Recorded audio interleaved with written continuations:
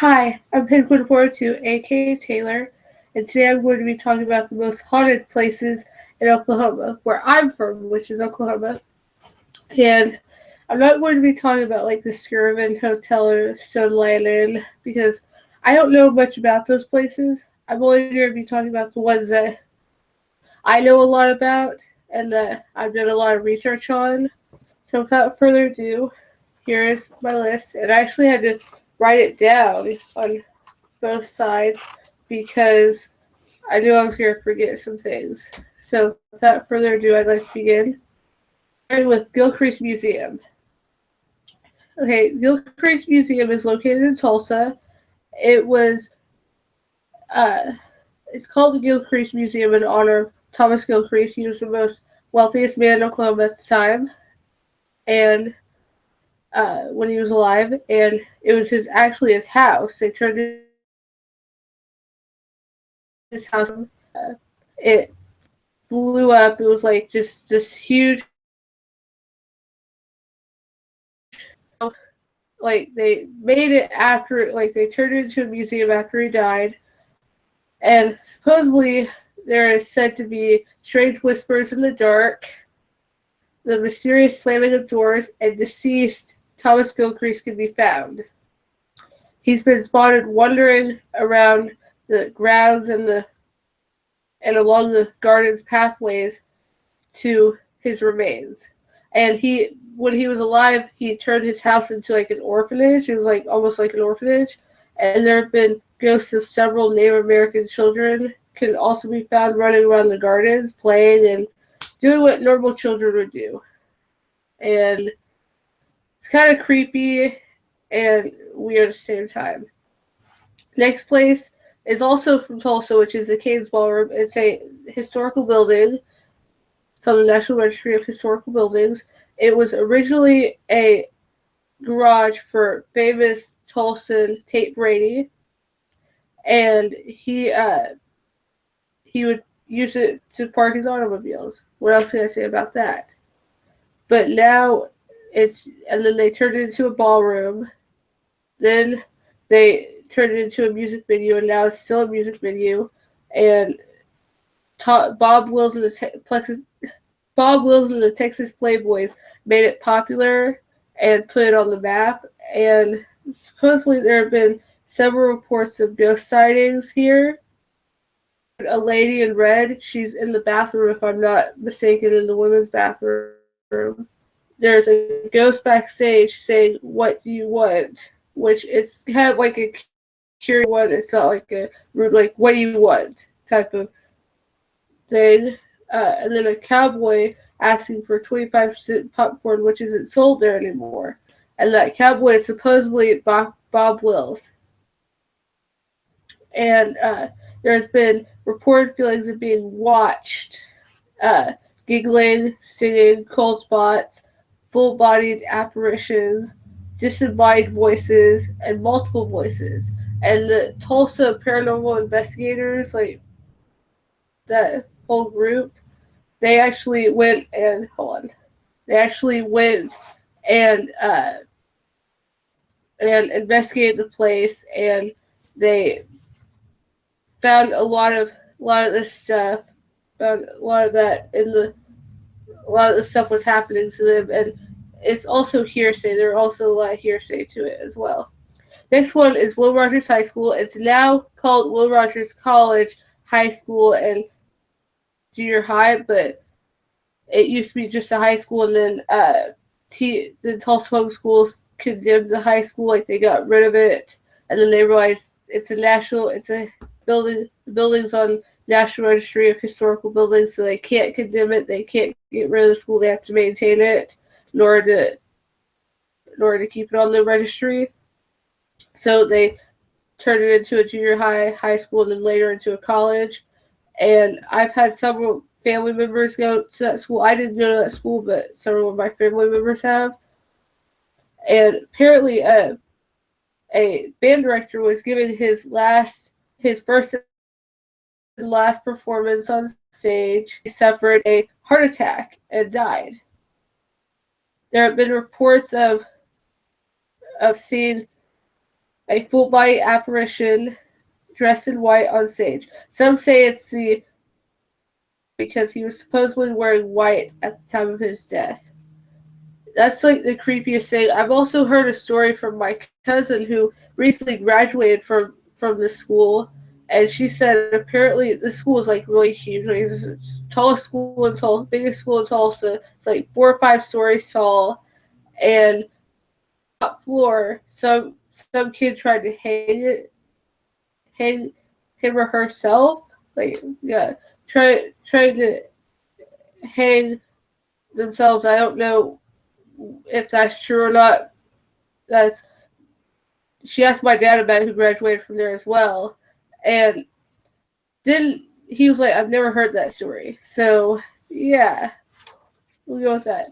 Next one, this one I read about here like last like 5 years. I read about this, and it was super creepy. I when I was reading about it, I just started crying because of how scary it was. And that's Bill's house is located about 10 miles from civilization down a dirt road in Broken Arrow, Oklahoma, which Broken Arrow, Oklahoma is a large suburb of Tulsa. A concrete house down that 3 miles down this gravel road, about 2 miles from civilization, there was a concrete house, supposedly owned by KKK members. There have been several reports of bonfires seen 1 minute and gone the next.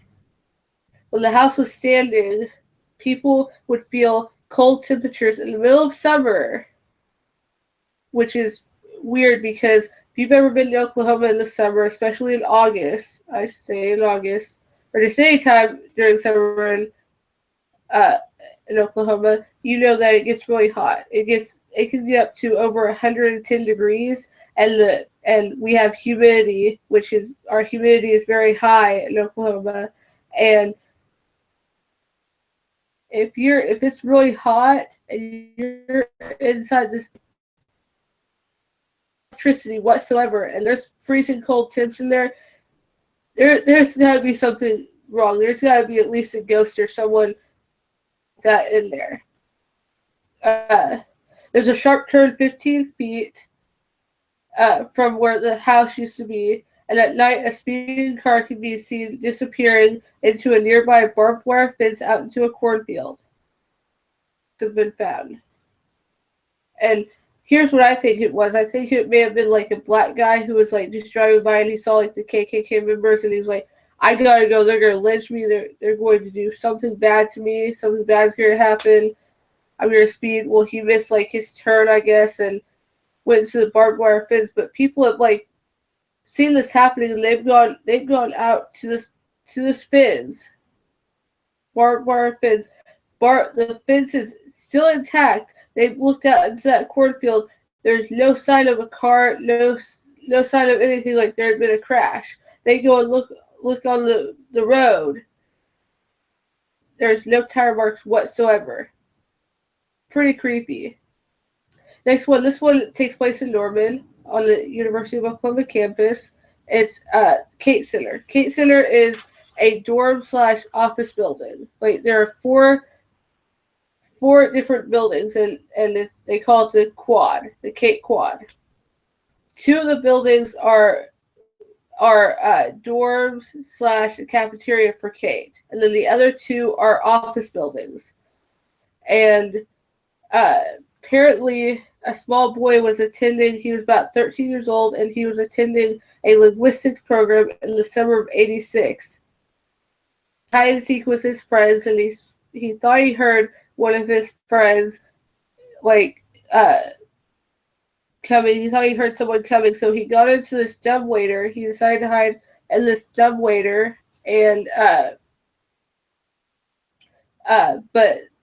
but someone, as he was getting in it, he couldn't fit into it because a dumbwaiter is not meant for people. It's meant for like clothing and food and things that aren't people. Meant for everything but people. And so when someone called the dumbwaiter, he his head was stuck. This boy's head was stuck, and it was eventually beheaded. He was eventually beheaded, and even though the dumbwaiter is gone, because this took place in the cafeteria, in the basement of the cafeteria. Even though the dumbwaiter is gone, workers still hear banging noises like people working on machinery. And it's like, and like there have been workers that refuse to go down into the basement because of what happened. And like students aren't allowed to go down into the basement. And I did this tour a couple years ago with this ghost tour on campus a couple years ago. And the guy giving the tour said this was his favorite story. Out of all the ghost stories on campus, this was his favorite. And it's not my favorite, but yeah, my favorite is coming up. It's the last one. My favorite's the last one, but because it's so creepy. But next one is also on the University of Oklahoma campus in Norman. It's Bizzell Memorial Library. It's the main library at the University of Oklahoma. And the guy who gave this tour said this is not true. This never happened, but I don't know. Some students believe that it happened, and others don't. I'm kind of one of those people that do believe that it did happen. But apparently a student was searching for a book during Dead Week, and the oldest part of the library is called the stacks. Apparently the student fell through the translucent glass that's all throughout the stacks and broke her neck. People believe you can still see the student sometimes, walking above on the glass floor, searching for the book she never got to check out. Some have seen books falling off the shelves and have felt someone touching them in the great reading room nearby during Dead Week. The great reading room is the quietest place on campus, and people have felt like someone like touching their neck or like throwing like spitballs or like throwing a piece of paper at them, and they will look up. These people will look up to see what it is, thinking it's another student playing tricks.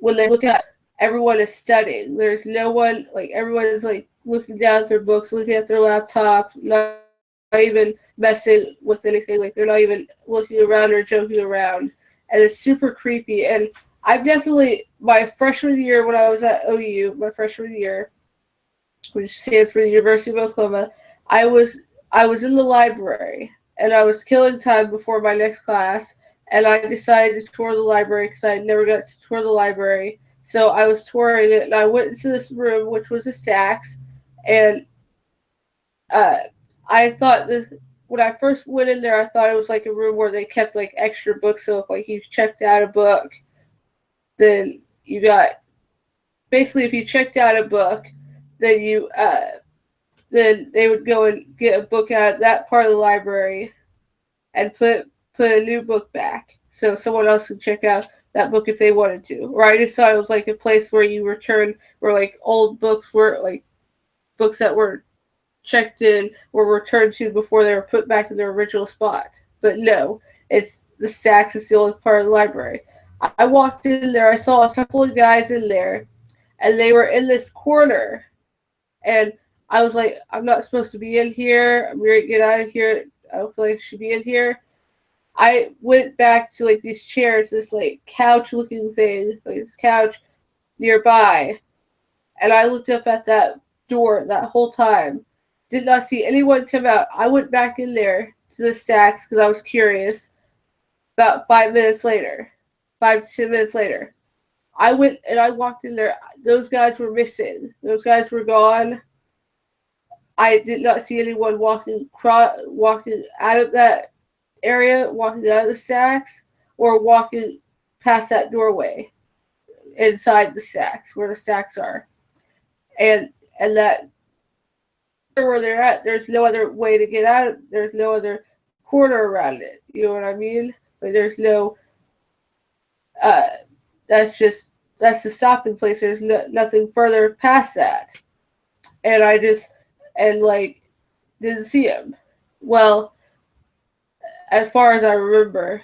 And then fast forward to last spring, I went into the stacks, and I was walking around. I was looking for this book that I saw online. I was looking on OU's website, the library's website, and they said that this book was in the stacks. I looked all throughout the stacks, could not find this book. I got out of the stacks because I was like, I'm not supposed to be in here. Like, this place, like, I got this feeling of like I shouldn't be in here. There's like this old elevator, like super old elevator that like no one would ever get on. No one should ever get on. And like the steps to go up to the next floor, the stacks are like really old, and like no one should ever walk up those steps. And I just got this feeling of like I shouldn't be in here. And it was just super creepy being in there. And I forgot to mention a couple of more on this list, so I'm just going to talk about a couple more. One of them, these are all at the University of Oklahoma ghosts, and one of them is at the chemistry building. There is apparently a professor of chemistry that died, and he apparently haunts his old classroom, his old like office classroom, whatever you want to call it, in the chemistry building. And you'll see like test tubes and beakers floating. You'll see like or a newspaper floating up, and pages turning. Is super creepy. Then there's like one at Holberg Hall, also known as Donald W. Reynolds Center, Performing Arts Center. And it's super creepy because it was a professor of organ, professor of organ performance, Professor Bogus.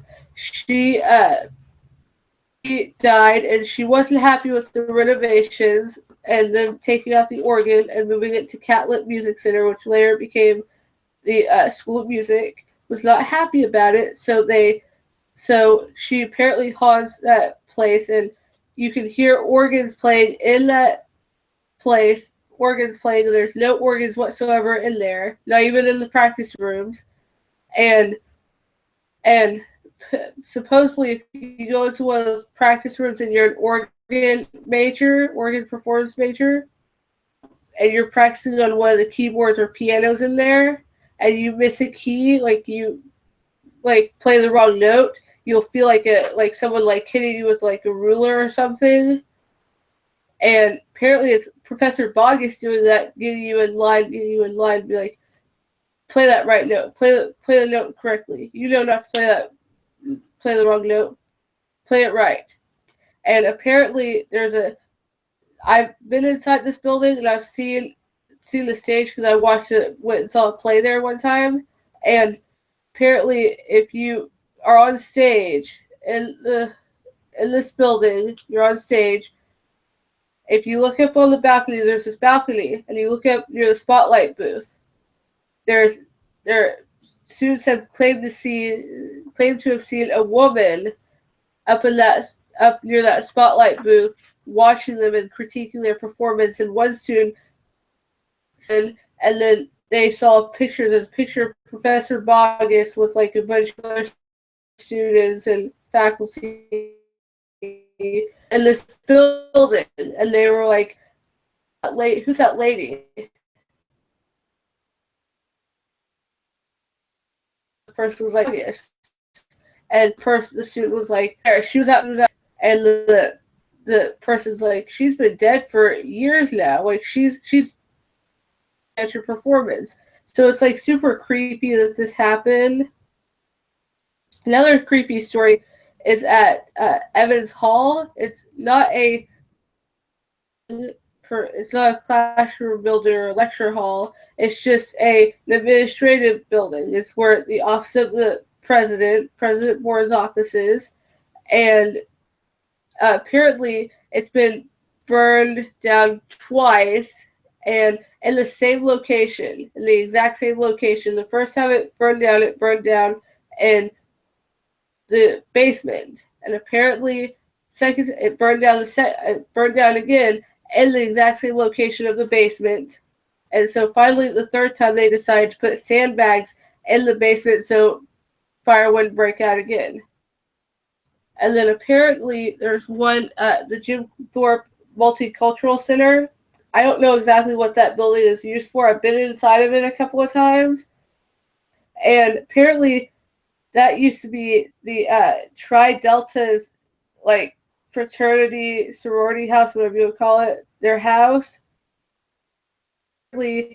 Some guy, some person in the 70s was choked by a ghost in that place, in there.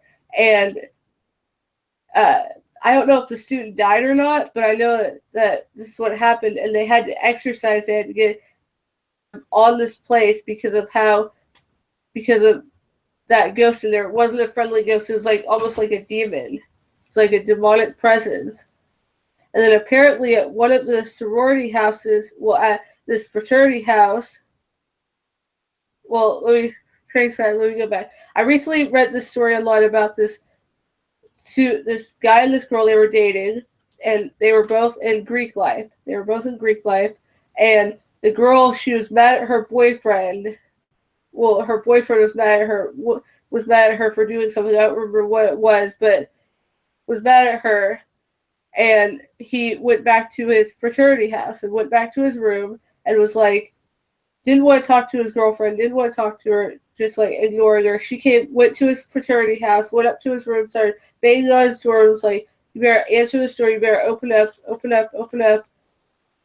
And he wouldn't open up. So she's like, if you don't open up, I'm going to jump out of this nearby window. And he didn't open up. She jumped out of the window. There were people in this frat house heard what sounded like a girl screaming, sounded like someone was screaming, and they thought, oh, maybe it's just a party or someone's having like a party or whatnot. They're coming back from this party that was going on, and they didn't think much of it.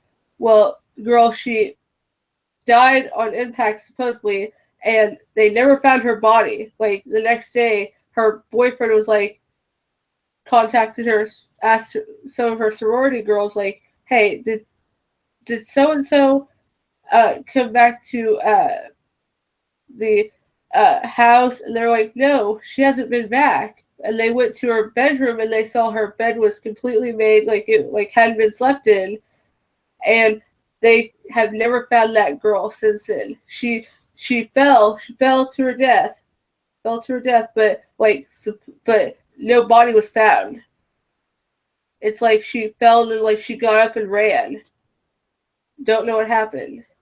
A lot of crazy stories have happened. A lot of ghosts on campus. And then finally there was one that happened near the union, the student union. Student was coming back from the student union and going towards campus corner.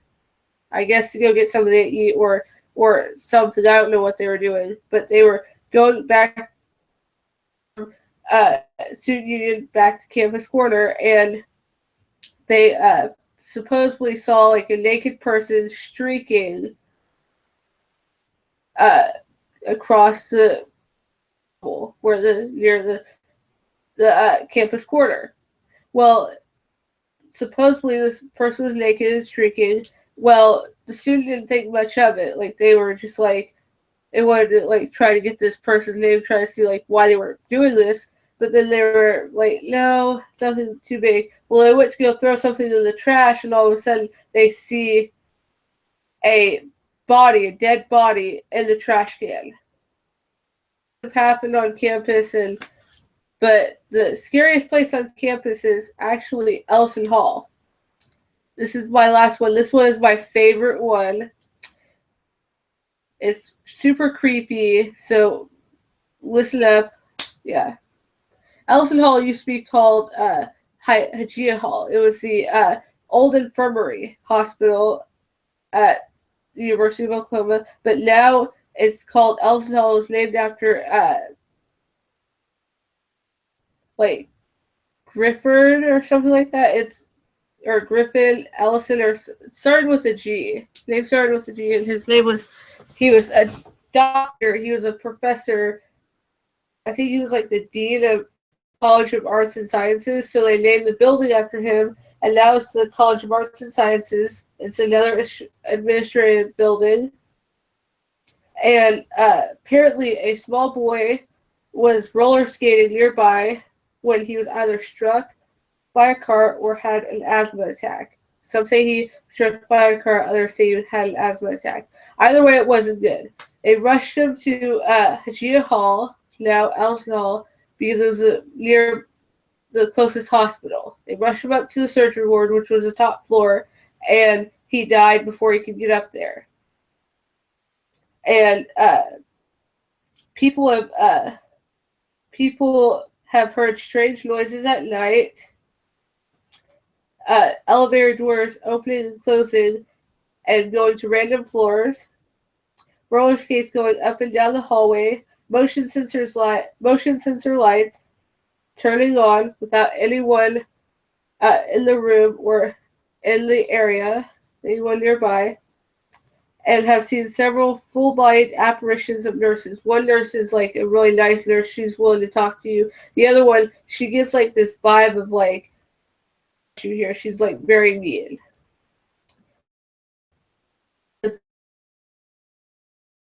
It actually is the most haunted place on campus. It used to be a morgue. And I saw, actually on the DVD, it's a documentary of Haunting of Connecticut. It's like a documentary of Haunting of Connecticut. And the family was talking about what happened to them and living in this home. And apparently the place used to be a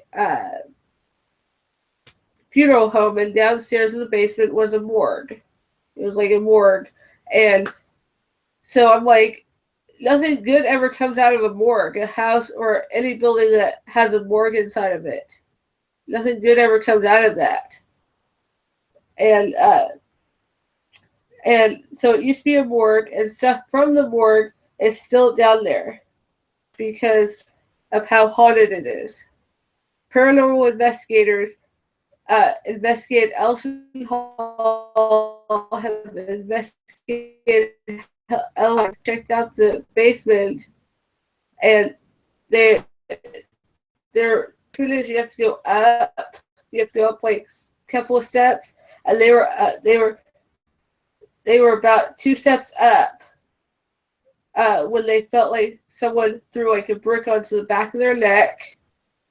One investigator felt like someone was grabbing their arm physically.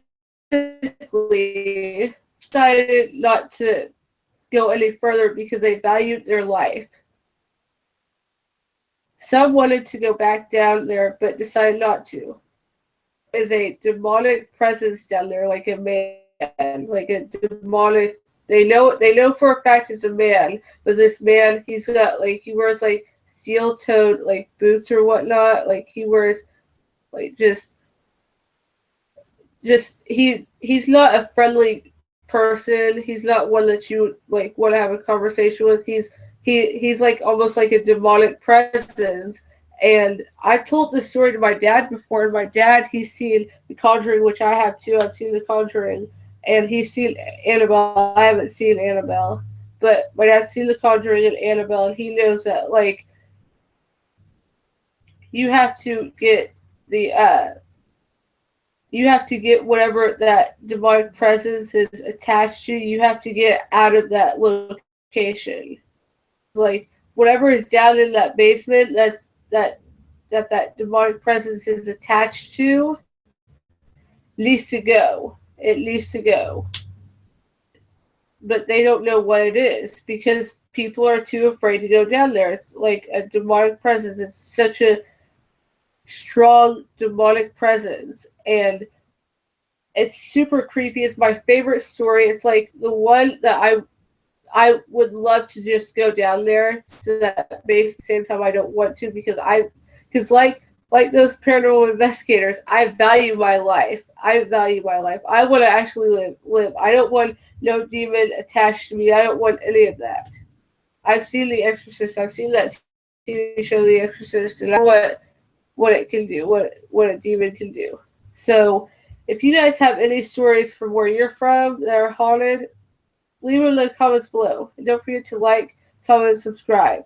And hit that notification bell so you can know when I'm going to be doing a new video. Because on Monday I'm doing next week, next Monday, I'm doing Halloween movies. And I'm going to be talking about that. So look out for that. And on Friday, I'm going to be doing Contra with possibly Super C. So don't forget to like, comment, and subscribe, and hit that notification bell. Bye!